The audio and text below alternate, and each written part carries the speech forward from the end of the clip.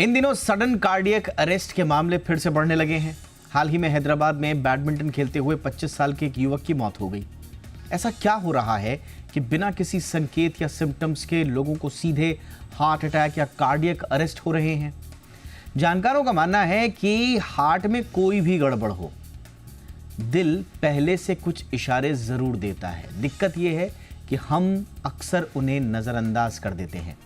इसीलिए आज हम दिल के संकेतों की पड़ताल करेंगे खास मेहमानों के साथ। मेरा नाम है दीपक डोभाल, मैं लौट रहा हूं मेहमानों के साथ।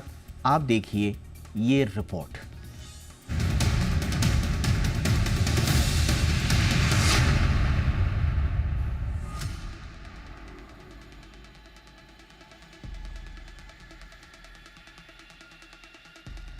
हमारी आदत है हल्के सीने के दर्द को गैस समझ लेना, बाएं हाथ की झुंझुनाहट को मोबाइल ज्यादा पकड़ने का नतीजा मान लेना, और जब अस्पताल की इमरजेंसी में स्ट्रेचर पर होते हैं तब दिल और दिमाग बस एक ही बात दोहराता है, हमें तो अंदाजा ही नहीं था, काश पहले पता होता। पर डॉक्टर कहते हैं अंदाजा आपके दिल को भी था और आपको भी, बस समझ नहीं पाए। दुनिया की तमाम रिपोर्ट्स कहती हैं कि दिल का दौरा अक्सर अचानक नहीं होता। विशेषज्ञ तो यहाँ तक कहते हैं कि आधे से ज्यादा हार्ट अटैक पीड़ितों को कुछ मिनट या घंटे नहीं, कई दिनों पहले से ही संकेत मिलने लगते हैं। थोड़ी थकान, अजीब सा तनाव, हल्का घबराना, सोते सोते पसीना आना, ये सब कोई एलर्जी नहीं, हार्ट की पुकार हो सकती है। पर हम सोचते हैं अभी तो उम्र ही क्या है, लेकिन सच्चाई यह है कि हार्ट अटैक उम्र देखकर नहीं आता, आदतें देखकर आता है। खासकर युवा अब खतरे में हैं।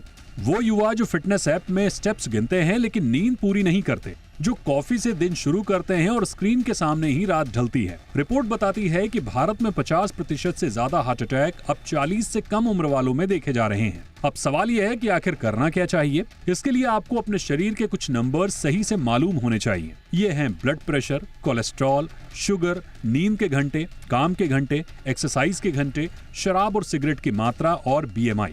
ये वो नंबर्स हैं जिनमें कोई गड़बड़ी जानलेवा साबित हो सकती है। एक बात जरूर ध्यान रखिए कि इन सब पैरामीटर्स के ठीक होने के बावजूद कोई भी लक्षण नजरअंदाज मत करिए। बार बार की थकान या सांस फूलना मतलब कुछ गड़बड़ है। बाएं हाथ, गर्दन या कंधे में दर्द हो, जबड़ों में दर्द या अकड़न हो, अचानक चक्कर आना, सिर घूमना या हल्की बेहोशी महसूस होना, अचानक पसीना आना और घबराहट महसूस हो तो समझ जाएं कि कुछ गड़बड़ है। तो ये तो रही बात हार्ट अटैक की।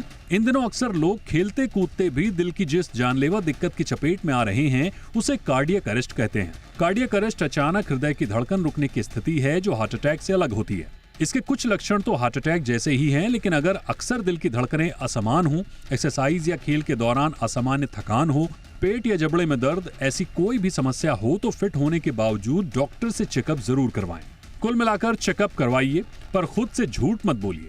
हार्ट अटैक हो या कार्डियक अरेस्ट, दिल चुपचाप हमें पहले से खबर करने की कोशिश करता है, लेकिन हम खुद से पहले झूठ बोलते हैं कि हमें कुछ नहीं हो सकता, और दूसरी लापरवाही हम ये कहकर करते हैं कि डॉक्टर को अगली बार दिखाएंगे।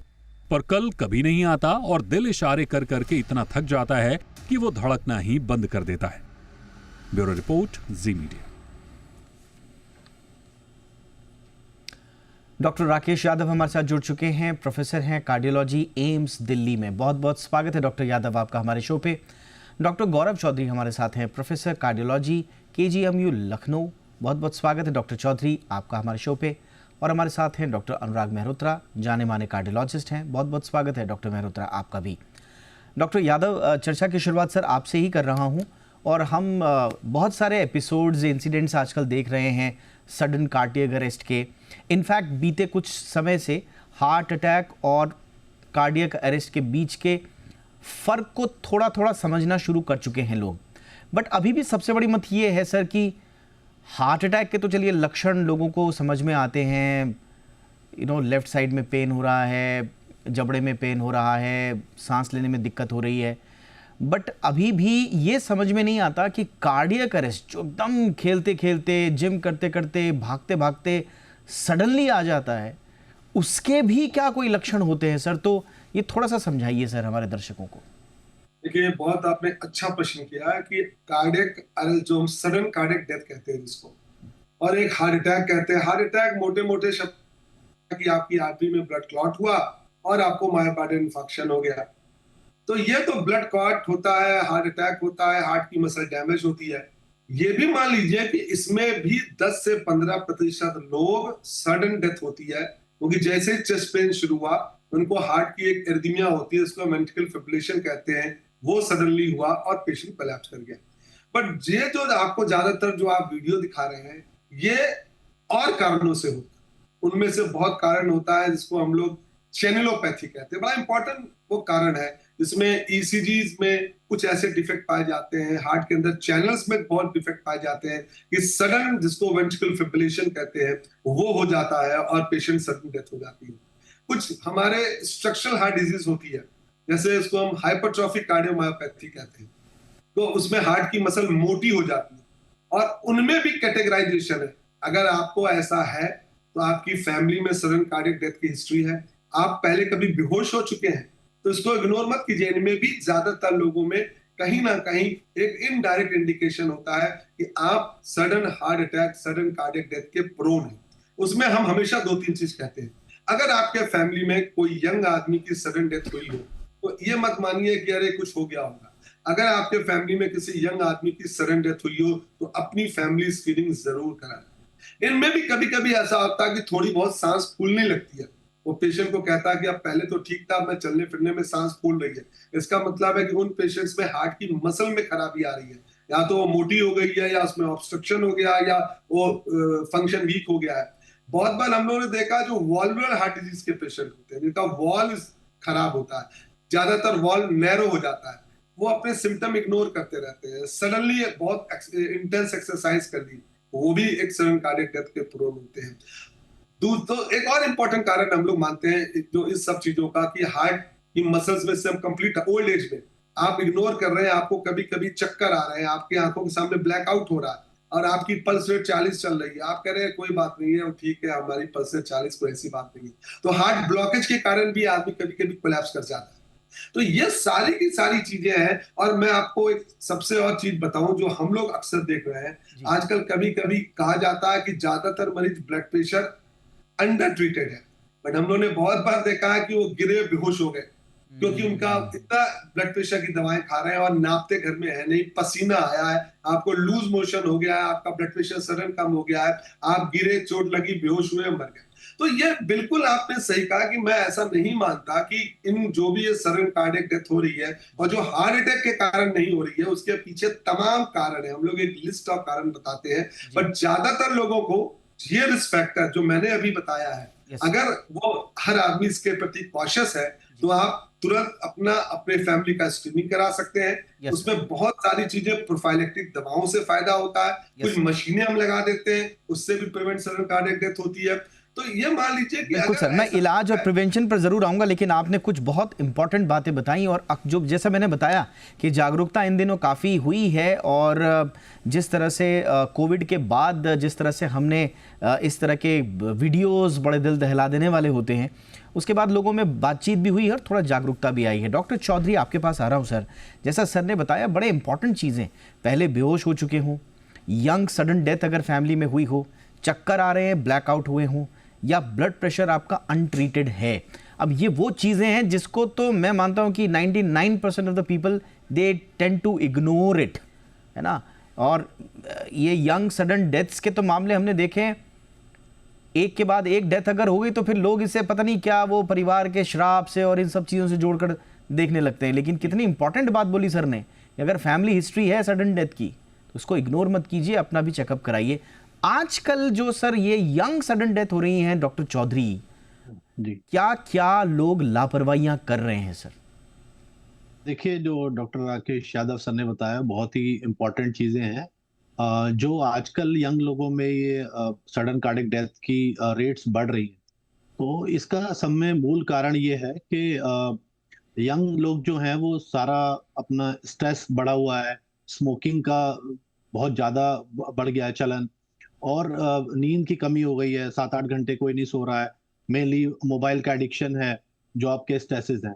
तो यंग एज में लोग हेयर कट पे तो 2000 रुपए वेस्ट कर देंगे, लेकिन वो अपने बायोकेमिकल टेस्ट, जो कि अमेरिकन गाइडलाइन और इंडियन गाइडलाइन के हिसाब से 18 साल की उम्र के बाद हमें शुगर, लिपिड और ब्लड प्रेशर, अगर यंग एज में 3 चीजें हम जांच करा लेंगे जो कि 500-600 रुपए में हो जाएंगी, तो उससे कम से कम ये पता चल जाएगा 20 साल पहले कि भाई इसको ये डिजीज है।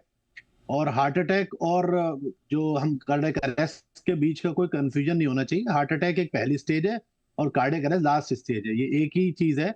कारण अलग अलग हो सकते हैं, बट काफी चीजें डॉक्टर राकेश ने बताई वो जरूरी है। बट अगर किसी को हार्ट अटैक से बचना है तो उसे पहले अपनी नींद ठीक करना होगा 7 से 8 घंटे को। अल्कोहल नहीं लेना है, हाँ जी। स्मोकिंग बिल्कुल नहीं लेना है। तो ये 3 चीजें बहुत लो कॉस्ट में है, जो कि, और दूसरा, हम लोग कोई एक्सरसाइज जो कर रहे हैं वो जिम में लोड उठाने की कर रहे हैं, अचानक से वेट उठा लिया, या अचानक से आप देख रहे हैं क्रिकेट फील्ड पे डेथ हो गई, उससे पहले कोई रेगुलर वॉक नहीं कर रहा है। अगर 7 से 8 हजार स्टेप्स, ये पाया गया है कई साइंटिफिक पेपर्स में कि 25% से हार्ट डिजीज का, अटैक से मरने का खतरा कम हो जाता है अगर आप सिर्फ 8,500 प्रतिदिन स्टेप्स चलते हैं आपने बिल्कुल तेज सही गति कहा से। Sir, absolutely sir. लेकिन इसमें भी आपने जो सबसे इंपॉर्टेंट बात बोली, इनएक्टिविटी तो बहुत इंपॉर्टेंट फैक्टर आपने कहा इसमें, लेकिन आपने जब सबसे इंपॉर्टेंट बोली जो इग्नोर करते हैं, हम बार बार इग्नोर करते हैं, बार बार इग्नोर करते हैं, खुद से झूठ बोलते हैं हमें कुछ नहीं होगा, वो है स्ट्रेस और नींद की कमी। और आगे चलकर ये बहुत इंपॉर्टेंट, सर ने कहा हेयर कट में या इधर उधर के फिजूल खर्चों में हम पैसा बर्बाद कर देते हैं, लेकिन 500-600 रुपये की स्क्रीनिंग कराने में हमें ऐसा लगता है कि मैं तो फिट हूँ, मैं अपना ब्लड टेस्ट क्यों कराऊँ। ब्लड टेस्ट तो बीमार लोग कराते हैं। ये जब तक मनोवृत्ति रहेगी तब तक मुझे लगता है कि इस तरह के हम खतरों से घिरे रहेंगे। डॉक्टर मेहरोत्रा, अब एक तबका ये कहता है सर कि भाई वो लोग जो कि इनएक्टिव रहते हैं उनका तो हमें समझ में आता है, हम तो रोज़ सुबह उठ के बैडमिंटन खेल रहे हैं, दौड़ रहे हैं, भाग रहे हैं, फिर हमारे ही साथ रोज़ खेलने वाले व्यक्ति की अचानक मौत क्यों हो गई। तो ये जो एक्स्ट्रा फिट लोग हैं या एकदम परफेक्टली फिट एंड फाइन लोग हैं, इनकी डेथ क्यों हो जा रही है सर? बिल्कुल वाजिब सवाल है आपका। मॉडर्न लाइफ है, लाइफस्टाइल में बहुत ज्यादा चेंज है, कई बार डिस्कशन होता रहता भी। तो जो हमारी मॉडर्न लाइफ है उसमें जो लाइफस्टाइल चेंजेस हैं उसके हिसाब से एसओपीज अभी तैयार नहीं है। स्टैंडर्ड ऑपरेटिंग प्रोसीजर जो चेंजेस आए हैं उनसे कैसे निपटा जाए, उसके लिए क्या क्या किया जाए। अब जैसे भी बात चल रही थी कि सारे रिस्क फैक्टर्स होते हैं, एक कार्डियक अरेस्ट और हार्ट अटैक में भी बात सुन रहा था। Cardiac arrest is complication of heart attack, और जो कार्डियक अरेस्ट मतलब हार्ट अटैक होता है ब्लॉकेज की वजह से, उसमें भी कार्डियक अरेस्ट होता है, और इलेक्ट्रिकल रिदम एक्टिविटीज जो लेके होता है उससे भी कार्डियक अरेस्ट होता है, उसमें ब्लॉकेज वाली बात नहीं होती है, तो कारण थोड़ा अलग है। हार्ट अटैक आप जो मेरे ख्याल में भी रेफर कर रहे थे, यंग्स में जो हो रहा है, that is basically heart attack. It is known कि लेस देन 40 to 25% जो हार्ट अटैक इस समय हो रहा है वो 40 साल से कम उम्र के लोग हैं। ऑलमोस्ट 50% हार्ट अटैक 50 साल से कम की एज में हो रहा है। तो प्रिवेंशन बहुत इंपॉर्टेंट है इस चीज का, प्रिवेंशन का ध्यान कम देता है। Prevention is very effective. 50% of cases जो होते हैं उसको टाला जा सकता है। नॉन कम्युनिकेबल डिजीज जो आजकल हैं उनको लेकर एलिमिनेशन प्रोग्राम भी चल रहा है, वेलनेस गवर्नमेंट ने कुछ शुरू किया है वेलनेस क्लिनिक, तो उस पर बहुत ज्यादा ध्यान देने की जरूरत है। जरूरत है नो योर नंबर्स, कि हमारी जो है, हमारी जो इस समय स्थिति है शरीर की, उसके बारे में जानना बहुत जरूरी है कि हम फिट हैं कि नहीं। आप डिफरेंट रिस्क फैक्टर्स ले लीजिए, आप डायबिटीज ले लीजिए, डिस्लिपिडीमिया ले लीजिए, हाइपरटेंशन ले लीजिए, they are all very common. Diabetes more than 11%, hypertension अभी 3rd% को हाइपरटेंशन है, उसे नहीं मालूम है हाइपरटेंशन है उसको, और 130 ट्रीटमेंट लेते हैं, 130 कंट्रोल हो पाता है। तो वी आर 50% जो कॉजेज होती है मॉर्टल मॉर्बिडिटी की इज हाइपरटेंशन। तो ये risk factors are there, they are increasing by the day. जो हाइपरटेंशन का इंसिडेंस पहले लेट होता एज में होता था, लेटर टीन्स में देखा जा रहा है। उसका कारण अगेन लाइफस्टाइल चेंजेस है। जो लाइफस्टाइल में चेंज में हम लोग अभी उसके, हमारी जीन्स उसके लायक तैयार नहीं है, we are not able to adjust with them. तो उसके लिए स्टैंडर्ड ऑपरेटिंग प्रोसीजर्स, एसओपी जिसको बोलते हैं, जो हम लोग के हेल्थ में आने चाहिए जी, वो है, लेकिन उनके बारे में अवेयरनेस कम है। जैसे बात हुई कि ब्लड प्रेशर कब चेक होना चाहिए, कोलेस्ट्रॉल कब चेक होना चाहिए, शुगर कब चेक होनी चाहिए, उनकी सारी गाइडलाइंस है। और उसमें कोलेस्ट्रॉल को लेकर तो बच्चों से लेकर शुरू हो गया 18 तक, 2 to 18 ईयर्स। कहीं ना कहीं हमारे पास सारी चीज़ें हैं, हमारे आसपास वो अनुभव भी हैं, एसओपीज भी हैं, डॉक्टरी सलाह भी है, जानकारी भी है, जागरूकता की कमी की वजह से, और मैं कहूँगा कि नज़रअंदाज कर देने की जो प्रवृत्ति है हिंदुस्तानियों की, इसकी वजह से बहुत सारी मौतें हम देखते हैं। हम आज भी देखते हैं, यदा कदा हमें सुनने को मिल जाता है हार्ट अटैक आ चुका है, लेकिन 2 दिनों से इग्नोर किया जा रहा था, गैस की दवाइयाँ खाई जा रही थीं, ब्लड प्रेशर चेक किया जा रहा था, इस तरह की बातें हमने देखी हैं। और ये जो अपने बारे में इतना गुमान और गलत फहमियाँ हैं ना हिंदुस्तानियों में, वही आगे चलकर पूरे परिवार पर भारी पड़ती हैं। इसलिए प्लीज़, हमने आज रिपोर्ट में भी यही कहा है, प्लीज़ अपने आप से झूठ मत बोलिए। बाकियों से आप बोल लेंगे, अपने आप से झूठ मत बोलिए। आप जानते हैं कि आपको सिम्टम्स हैं। दुनिया को आप भले ही कहें कि हमें कोई सिम्टम्स नहीं था, आपका दिल आपको कुछ कह रहा था, आपने उसको नज़रअंदाज किया। एक छोटे से ब्रेक के लिए मैं रुक रहा हूँ। ब्रेक के पास हम थोड़ा और गहराई में उतरकर मामले को समझेंगे।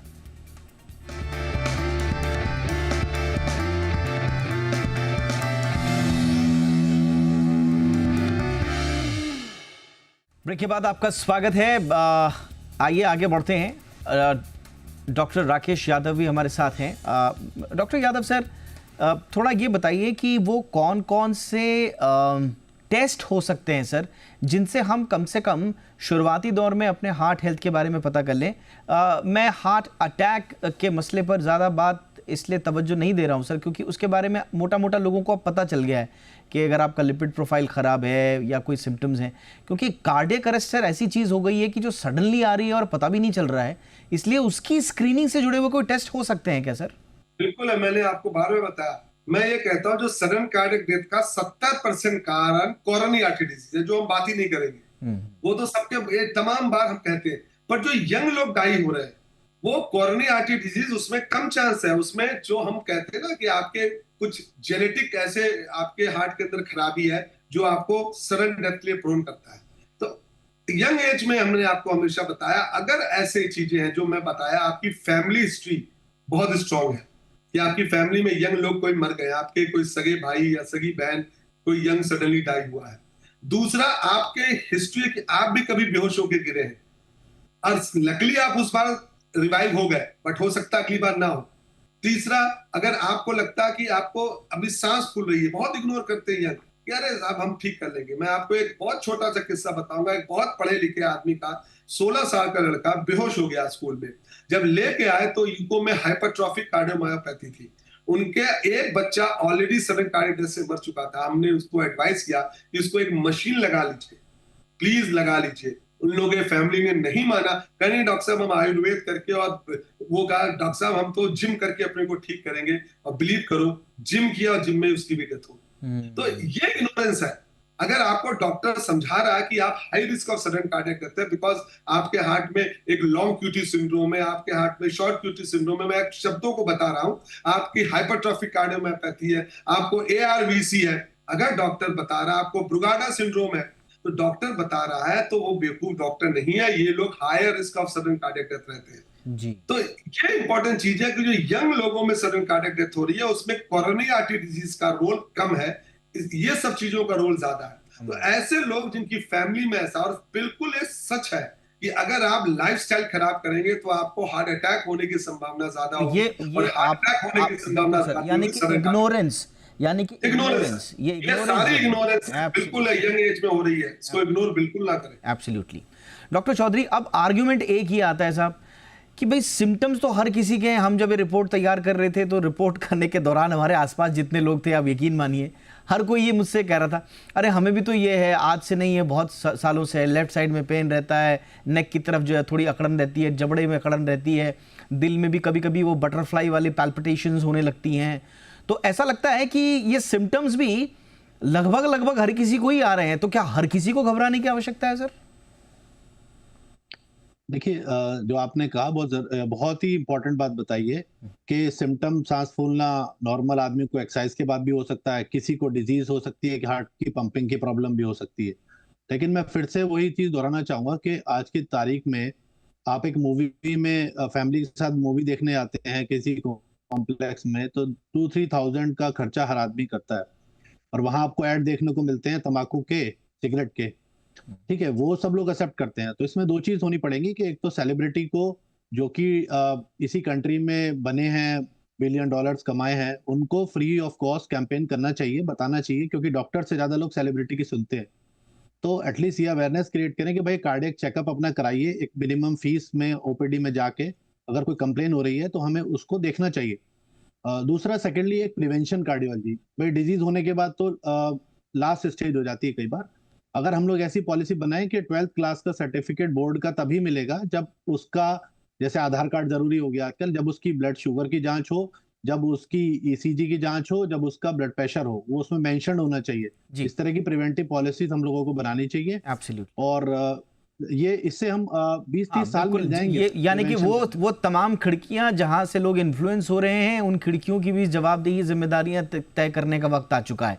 जाते जाते क्विकली डॉक्टर मेहरोत्रा सर, बहुत सारे लोग जैसे मैं बोल रहा हूं, और अक्सर कोविड के बाद हमने देखा है कि पैल्पिटेशन, लोगों के अरिदमिया, दिल की धड़कनें असामान्य होना बड़ा ही सामान्य बात हो गई है सर। हर किसी की मैं सुन रहा हूँ कि खाना खाने के बाद हो जाती है, कभी कभी चलते चलते हो जाती है।